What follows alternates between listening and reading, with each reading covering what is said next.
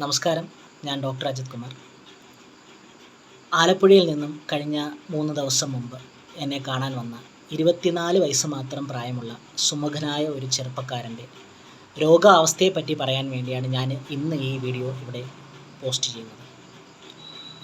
OPDയിലേക്ക് കയറി വരുമ്പോൾ തന്നെ തികച്ചും അസ്വസ്ഥനായി കാണപ്പെട്ട അദ്ദേഹത്തിനോട് കാര്യങ്ങൾ ഞാൻ ചോദിച്ചറിഞ്ഞു. അദ്ദേഹം എൻ്റെ അടുത്ത് പറഞ്ഞു, ഡോക്ടറെ, ബാത്റൂമിൽ കുളിക്കാൻ വേണ്ടി കയറുകയാണെങ്കിൽ എനിക്ക് മിനിമം ഒരു 1.5 മണിക്കൂറോളം സമയം വേണ്ടി വരുന്നു. 10 മിനിറ്റ് കൊണ്ട് ചെയ്യേണ്ട പ്രവൃത്തിയാണെന്നും എനിക്കറിയാമെങ്കിലും, തികച്ചും ഞാൻ ചെയ്യുന്നത് യുക്തിരഹിതവും അസംബന്ധവുമാണെന്നും എല്ലാം എനിക്കറിയാമെങ്കിലും എനിക്ക് എൻ്റെ ചിന്തകളെ നിയന്ത്രിക്കാൻ സാധിക്കുന്നില്ല. കുളി പാതി നിർത്തിവെച്ചിട്ട് ഞാൻ ബാത്റൂമിൽ നിന്നും വരികയാണെങ്കിൽ എൻ്റെ മനസ്സിൽ ചിന്തകൾ ഉടലെടുക്കുകയാണ്. അയ്യോ, ഞാൻ കുളിച്ചത് ശരിയായില്ല, എൻ്റെ ദേഹത്ത് ഇനിയും അണുക്കൾ ഇരിക്കുന്നു, ഈ അണുക്കൾ നിമിത്തം എനിക്കെന്തെങ്കിലും രോഗങ്ങൾ വന്നു പോകും. ഇത് തീവ്രമായ ഉത്കണ്ഠയിലേക്ക് എൻ്റെ മനസ്സിനെ നയിക്കും. നെഞ്ച് പടപടാ ഇടിക്കുന്നത് പോലെ തോന്നുന്നു. ശ്വാസമെടുക്കാൻ എനിക്ക് ബുദ്ധിമുട്ട് അനുഭവപ്പെടുന്നു. തീവ്രമായ ഉത്കണ്ഠയിലേക്ക് എൻ്റെ മനസ്സ് വന്നു വീഴുകയാണ്. ഈ ഉത്കണ്ഠയെ മറികടക്കാനായിട്ട് ഞാൻ വീണ്ടും പോയി കുളിക്കുന്നു. അതുപോലെ തന്നെ ഈയിടെയായി ബസ്സിൽ എനിക്ക് യാത്ര ചെയ്യാൻ സാധിക്കുന്നില്ല. ഞാൻ അദ്ദേഹത്തിനോട് കാര്യം ചോദിച്ചു. അദ്ദേഹം എൻ്റെ അടുത്ത് പറഞ്ഞു, ഞാൻ സീറ്റിൽ വന്നിരിക്കുകയാണെങ്കിൽ കൂടെ ഇരിക്കുന്ന വ്യക്തി ഒരു ഹോമോസെക്ഷൽ ആണോ എന്ന് വരെ എൻ്റെ മനസ്സ് ചിന്തിച്ചു കൂട്ടുന്നു. ഞാൻ നേരത്തെ പറഞ്ഞതുപോലെ തികച്ചും അസംബന്ധമാണെന്നും അങ്ങനെ ഒരിക്കലും സംഭവിക്കില്ല എന്നും എനിക്കറിയാം. പക്ഷേ എൻ്റെ ചിന്തകളെ നിയന്ത്രിക്കാൻ എനിക്ക് സാധിക്കുന്നില്ല. ഈ വീഡിയോ കാണുന്ന പലരിലും ഞാൻ ഈ പറയുമ്പോൾ ചിരി ഉളവാകുമെങ്കിലും തികച്ചും വിചിത്രമായി തോന്നാമെങ്കിലും ചികിത്സിക്കേണ്ട ഒരു മനോരോഗം തന്നെയാണിത്. ഇതിനെ നമ്മൾ സൈക്കാട്രിയിൽ OCD അഥവാ ഒബ്സസീവ് കമ്പൾസീവ് ഡിസോർഡർ എന്ന് പറയും. OCD എന്ന അസുഖത്തെ നമുക്ക് രണ്ടായിട്ട് വിഭജിക്കാം. 1 ഒബ്സഷൻ, 2 കമ്പൽഷൻ. ഒബ്സഷൻ എന്നാൽ റിപ്പീറ്റഡ് തോട്ട്സ്, അതായത് ആവർത്തന സ്വഭാവത്തോടു കൂടി നമ്മുടെ മനസ്സിലേക്ക് കടന്നു വരുന്ന ചില ചിന്തകൾ, ചില തോന്നലുകൾ, ചില ദൃശ്യങ്ങൾ. ഈ ചിന്തകൾ നിമിത്തം അല്ലെങ്കിൽ ഈ തോന്നലുകൾ നിമിത്തം അല്ലെങ്കിൽ ഈ മനസ്സിലേക്ക് കടന്നു വരുന്ന ദൃശ്യങ്ങൾ നിമിത്തം നമ്മുടെ മനസ്സിൽ അകാരണമായ തീവ്രമായ ഉത്കണ്ഠ ഉടലെടുക്കുകയാണ്. ഞാൻ നേരത്തെ പറഞ്ഞതുപോലെ ശ്വാസമെടുക്കാൻ ബുദ്ധിമുട്ട് അനുഭവപ്പെടുക, നെഞ്ചു പടപടാന്നിടിക്കുക, തീവ്രമായ ഉത്കണ്ഠയിലേക്ക് മനസ്സിനെ നയിക്കുന്നു.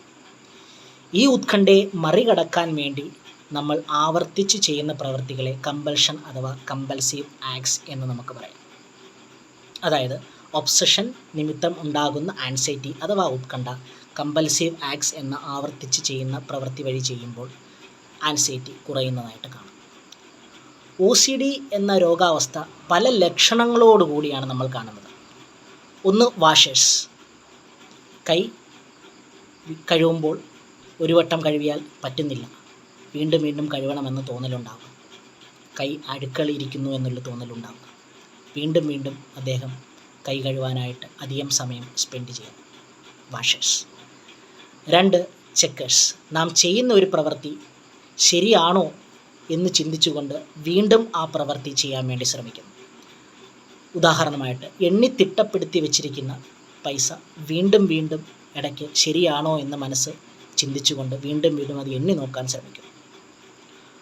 3ാമത് കാണപ്പെടുന്ന രോഗലക്ഷണമാണ് പ്യൂർ ഒബ്സഷൻസ്. ഇവിടെ ആവർത്തിച്ചുള്ള ചിന്തകളോ തോന്നലുകളോ ദൃശ്യങ്ങളോ വരാം, പക്ഷേ ആവർത്തിച്ചുള്ള പ്രവൃത്തികൾ ഉണ്ടാകാറില്ല, കമ്പൽസീവ് ആക്ട്സ് ഉണ്ടാകാറില്ല. മറിച്ച് ഈ ചിന്തകളെ പറ്റിയോ തോന്നലുകളെ പറ്റിയോ മനസ്സിൽ അകാരണമായി ആവർത്തിച്ച് ചിന്തിച്ചു കൊണ്ടേയിരിക്കും. ഇതിൻ്റെ പോസിറ്റീവ് വശങ്ങളെയും നെഗറ്റീവ് വശങ്ങളെയും പറ്റി അകാരണമായിട്ട് ചിന്തിച്ചു കൊണ്ടിരിക്കുകയാണ് ആ വ്യക്തി ചെയ്യുന്നത്. 4ാമതായി OCDയിൽ കാണപ്പെടുന്ന രോഗലക്ഷണമാണ് പ്രൈമറി ഒബ്സസീവ് സ്ലോനെസ്. ഞാൻ നേരത്തെ പറഞ്ഞതുപോലെ ആവർത്തിച്ചുള്ള ചിന്തകൾ, തോന്നലുകൾ, ദൃശ്യങ്ങൾ മനസ്സിലുണ്ടാവാം, പക്ഷേ ഈ ചിന്തകൾ ഉത്കണ്ഠയിലേക്ക് നമ്മെ നയിക്കുന്നില്ല. മറിച്ച് നമ്മുടെ ദൈനംദിന പ്രവർത്തികളിൽ മന്ദത അനുഭവിക്കേണ്ടതായിട്ട് വരുന്നു.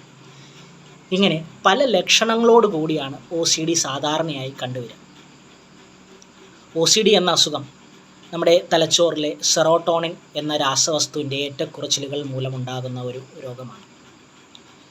നേരത്തെ മുൻകൂട്ടി കണ്ടുപിടിക്കുകയാണെങ്കിൽ തികച്ചും എളുപ്പത്തിൽ തന്നെ ചികിത്സിച്ച് ഭേദമാക്കാൻ പറ്റുന്ന ഒരു അസുഖമാണ് OCD. നിരവധി മരുന്നുകൾ നമുക്ക് ഇന്ന് സമൂഹത്തിൽ ലഭ്യമാണ്. മരുന്നുകൾ കൂടാതെ കൊഗ്നിറ്റീവ് ബിഹേവിയറൽ തെറാപ്പി എന്ന ചികിത്സയും നമുക്ക് സാധാരണയായി നമ്മൾ ചെയ്തു വരാറുണ്ട്. OCD എന്ന രോഗത്തിൽ നമ്മൾ ചെയ്തു വരാറുണ്ട്. ഇതൊക്കെ ചെയ്യുമ്പോൾ തീർച്ചയായും OCD എന്ന അസുഖത്തെ നമുക്ക് നിയന്ത്രിക്കാൻ കഴിയുന്നതാണ്. OCD എന്ന അസുഖം കുട്ടികളിൽ മാത്രമല്ല, കുട്ടികളിൽ തൊട്ട് പ്രായം ചെന്നവരിൽ വരെ സാധാരണയായി കാണപ്പെടുന്ന ഒന്നാണ്. വളരെ വേദനാജനകമായ ഒരു കാര്യം എന്താണെന്ന് വെച്ചാൽ, വളരെ പഴകിയ ഒരവസ്ഥയിലാണ് OCD എന്ന അസുഖം നമ്മുടെ മുമ്പിലേക്ക് വരുന്നത്. അതുകൊണ്ട് തന്നെ മുൻകൂട്ടി കണ്ടുപിടിച്ച് ചികിത്സിക്കാൻ ശ്രമിക്കുകയാണെങ്കിൽ OCD എന്ന അസുഖത്തെ നമുക്ക് തീർച്ചയായിട്ടും നിയന്ത്രിക്കാൻ സാധിക്കുന്നതാണ്. നമസ്കാരം.